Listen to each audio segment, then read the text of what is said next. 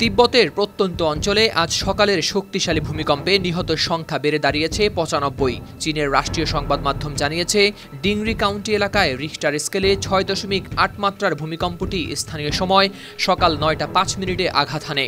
তবে মার্কিন ভূতাত্ত্বিক জরিপ সংস্থা জানিয়েছে, এই ভূমিকম্পের মাত্রা ছিল ৭.১। ভূমিকম্পে বেশ কিছু ঘরবাড়ি ধসে পড়েছে। ডিংরি কাউন্টি এবং আশপাশের এলাকায় কম্পনের তীব্রতা ছিল সবচেয়ে বেশি। চীনের সিসিটিভি প্লাস বলছে, ধ্বংস হয়ে গেছে উৎপত্তিস্থলের কাছাকাছি থাকা বেশ কয়েকটি ভবন। সম্পূর্ণরূপে ভূমিকম্পের পর বেশ কয়েকটি পরাঘাতও অনুভূত হয়েছে, যার মধ্যে সর্বোচ্চ মাত্রা ছিল ৪.৪। চীনের ত্রাণ কর্তৃপক্ষ ডিংরি শহরতলির দুর্গত এলাকায় চালাচ্ছে উদ্ধার কাজ। ইতিমধ্যেই আহত ১৩০ জনকে দেয়া হয়েছে চিকিৎসা। স্থানীয় প্রশাসন জানায়, ক্ষয়ক্ষতির পরিমাণ পর্যবেক্ষণ করতে অতিরিক্ত দল পাঠানো হয়েছে।